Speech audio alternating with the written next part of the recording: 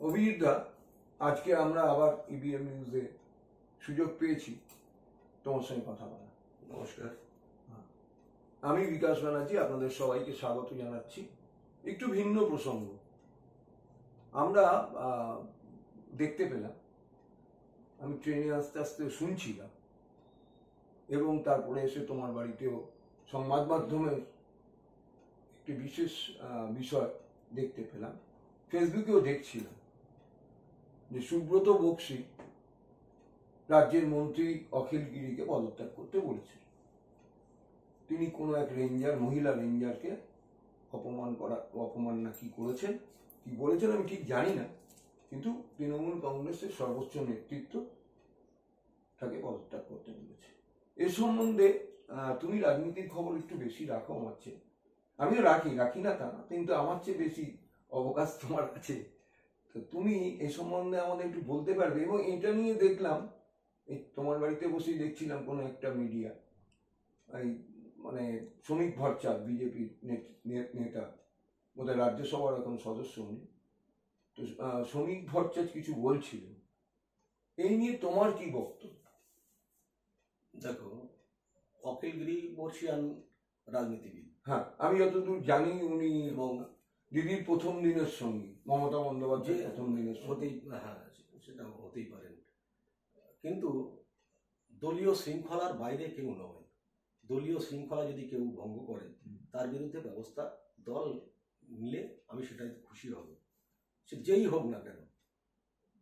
একটা দল, একটা রাজনৈতিক দল হোক বা একটা খেলার দল হোক, যেখানেই হোক একটা শৃঙ্খলা থাকা উচিত। সেই শৃঙ্খলাটা যদি কেউ ভঙ্গ করে, সে যেই হোক, দলের ক্যাপ্টেন যদি হয়, তাকে কাট দেখানো উচিত। আচ্ছা, কিন্তু এই যে আমরা সকলেই জানি ভারতবর্ষের মহিলা খেলোয়াড়দের নিয়ে কি হয়েছে, এবং একটি চ্যানেলে দেখছিলাম, আমাদেরই খুব ফেসবুকের এক জনপ্রিয় মানুষের চ্যানেল, সেখানে প্রসূন ব্যানার্জির কথা আসছিল, যে যারা মানে মহিলা ক্রীড়াবিদ তো ছেড়ে দিলাম, ক্রীড়ার জগতে এবারের সদ্য সমাপ্ত বাজেটে, যদিও বাজেট এখনো পাস হয়নি, অধিবেশন চলছে, অধিবেশনের পরে বাজেটটা পেশ হবে এবং সেটা সম্মিলিতভাবে সেখানে ভোটাভুটি হবে বা তারপরে গ্রহণ হবে, যা সিস্টেম আছে। তো সেই মহিলা খেলোয়াড়দেরকে আমরা দেখেছি জোর করে তাদের অবস্থান তুলে দেওয়া হয়েছে।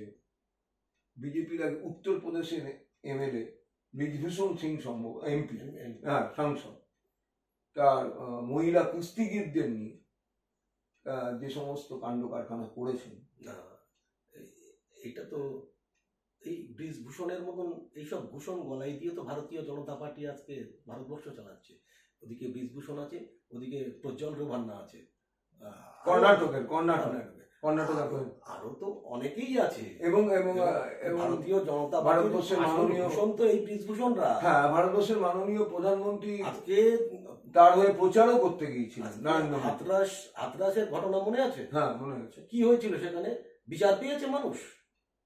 আজ এখানে অনেক বড় বড় আমাদের পশ্চিমবঙ্গের নেতারা আছে, তারা বিরোধী নেতা, মানে তারা বিভিন্ন বক্তব্য তারা টিভি চ্যানেলে বা সংবাদ মাধ্যমে দিয়ে যাচ্ছে।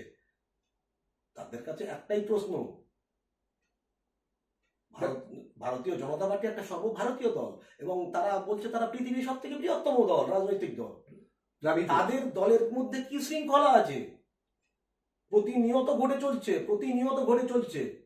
তাদের মন্ত্রী পুত্র কৃষকদের পিষে মারছে, তার বিরুদ্ধে কি ব্যবস্থা নিয়েছে? কোনো ব্যবস্থা নিয়েছে দল?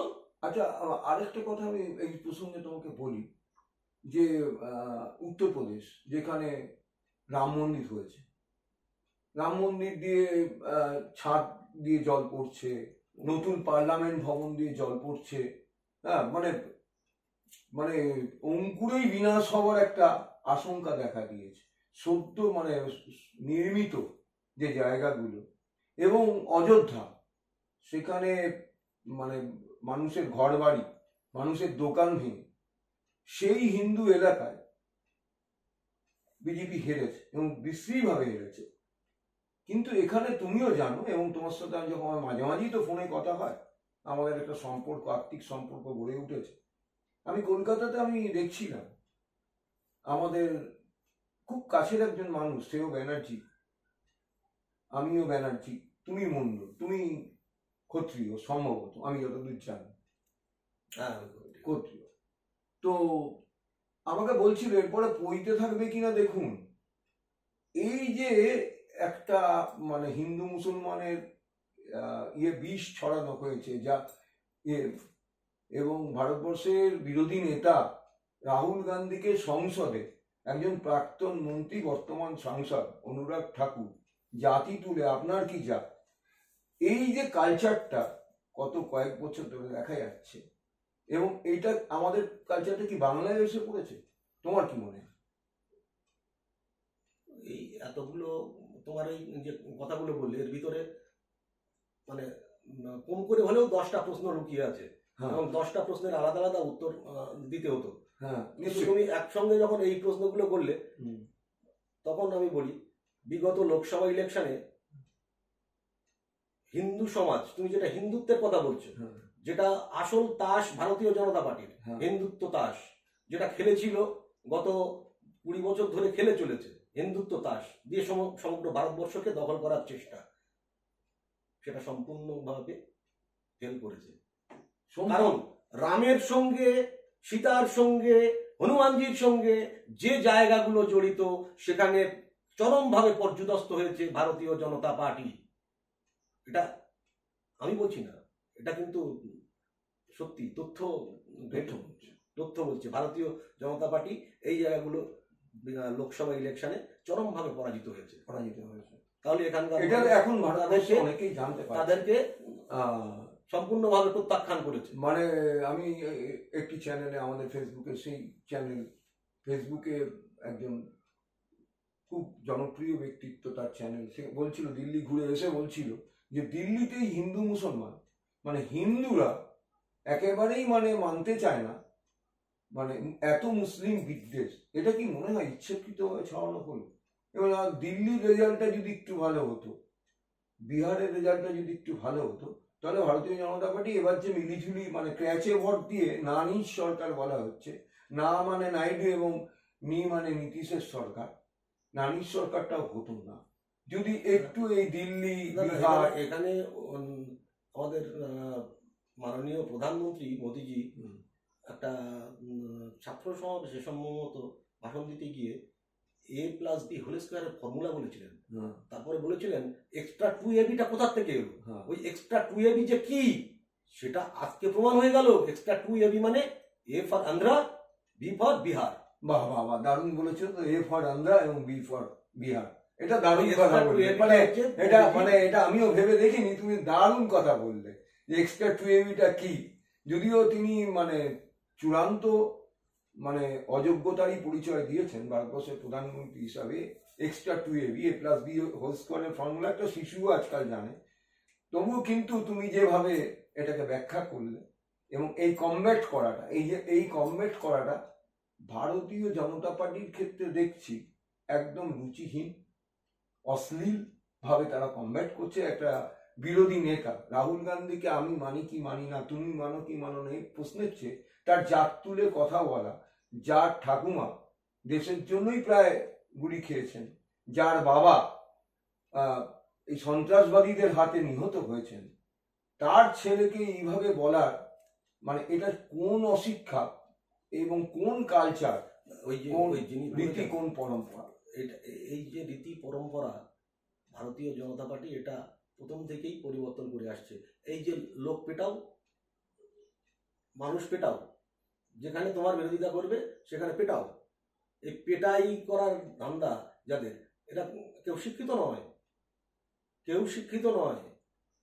এই যে কি যেন ঠাকুর, অনুরাগ ঠাকুর, আরে বাবা ওই আমি নামটাও আমার বলতে লজ্জা করে, কিসে অনুরাগ আমি বুঝি না, তবে রাগটা আছে, অনুরাগ আছে কিনা আমি জানি না, রাগ আছে, তবে কি বদরাগ হয়তো হবে, বদরাগী যেটা আমরা বলি বাংলায় বলি বদরাগ। ঠাকুর এ কোন ঠাকুর, কোন ঠাকুর, এ কোন ঠাকুর, সেটাও যাই হোক, আমাকেও যেতে হবে অনেক দূর, আমাদের সময় সংক্ষিপ্ত হয়েছে। তোমাদের লাস্ট একটা শেষ প্রশ্ন, একদম অন্তিম প্রশ্ন, ভারতবর্ষের এই সরকার কি টিকবে? যে ক্র্যাচে ভর দেওয়া, নীতিশ নাইডুর উপর ভর করা, সরকার কি, তোমার কি মনে হচ্ছে? ইতিহাস বলছে, মানে বিগত কয়েক বছরের ইতিহাস ঘাটলে দেখা যাচ্ছে নীতিশ কুমার এবং চন্দ্রবাবু নাইডু এরা কারো বন্ধু নয়।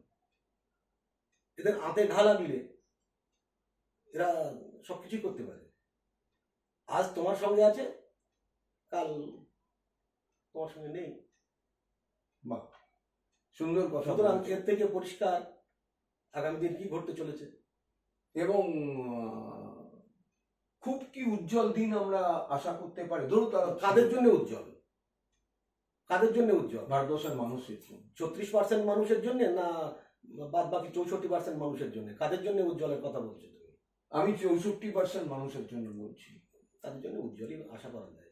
আশা করা যাচ্ছে, হ্যাঁ। যেখানে এত বৈষম্য সেখানে আশা করা যাচ্ছে যে তারা উজ্জ্বল, ওই উজ্জ্বল দিন হ্যাঁ, আমরা দেখতে পাবো। আশা করা, মানে সেই শরীর সেই আশাই তো আছি আমরা। সেই আশায় আমাদের বেঁচে থাকা। হ্যাঁ। আজকে এখানেই শেষ করছি। আশা মাত্র হলো তা হবে না। আচ্ছা, অভিজিৎ দাকে অনেক ধন্যবাদ। ধন্যবাদ, তিনি আমাদের একটু সময় দিয়েছেন। হ্যাঁ, ইভিএম নিউজকে। হ্যাঁ, আপনারা ইভিএম নিউজের পাশে থাকুন, আমাদের লাইক করুন, কমেন্টস করুন, সাবস্ক্রাইব করুন। নমস্কার, ভালো থাকবেন। নমস্কার।